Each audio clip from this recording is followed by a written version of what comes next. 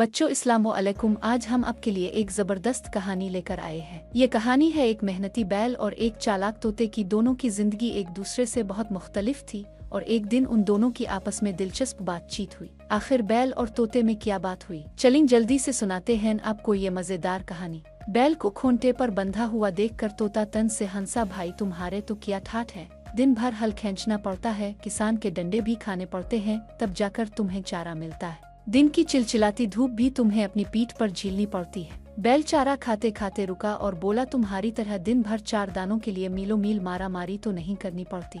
घर लौटने पर इतना तो तय रहता है कि पेट भरने के लिए पूरा चारा मिल जाएगा, और फिर जो चारा खिलाएगा वो काम तो लेगा ही, बगैर मेहनत के बगैर काम किए खाना भी तो ठीक बात नहीं है। तुम कोई काम नहीं करते, चुपके से किसी के मकई के खेत में घुस जाते हो, कभी किसी के बाग में चोरी छुपे जाकर फल कुतरने लगते हो। इस तरह खाने का अपना ही मजा है, तरह तरह के अच्छे फल खाने को मिल जाते हैं। तोते ने आंखें मटका कर कहा, अच्छे फल ढूंढने के लिए भी तो मेहनत करनी पड़ती है, हमें जो आज़ादी मिली हुई है इसका तो मजा ही कुछ अलग है। हम अपनी मर्जी के मालिक हैं, तुम अपनी मर्जी से कहीं भी नहीं जा सकते, अपनी मर्जी का खा भी नहीं सकते। तुम्हारे मालिक जो चने की अच्छी दाल खाते हैं, हम उनके आंगन में जाकर कुछ दाने इसमें से खा लेते हैं। तुम्हारे आंगन के आम के पेड़ पर हर साल मजेदार आम लगते हैं, तुमने कभी चखे भी नहीं होंगे, हमें देखो, पके हुए आमों का मजा हम सबसे पहले उठाते हैं, तुम्हारे मालिक किसान से भी पहले। बैल कहाँ चुप रहने वाला था, वो अपने थूथन को हिलाकर बोला, मेरा मालिक किसान मेरी हिफाजत करता है, सर्दी और बारिश में मुझे अलग कोठरी में बांध देता है, तुम्हें तो बाहर खिले दरख्तों पर सर्दी बारिश और ओलों की मार झेलनी पड़ती है।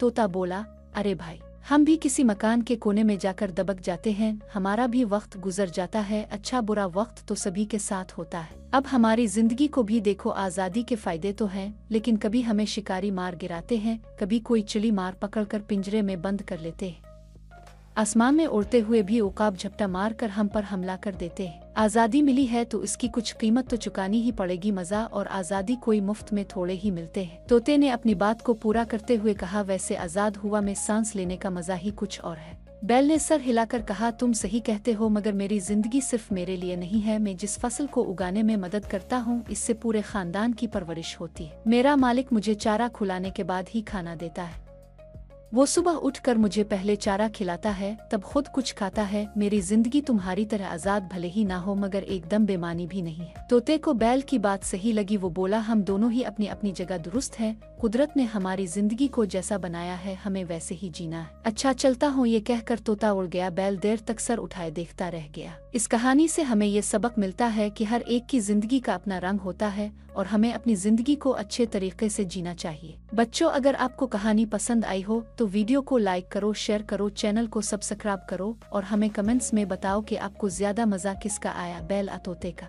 फिर मिलेंगे एक और नई कहानी के साथ। अल्लाह हाफिज।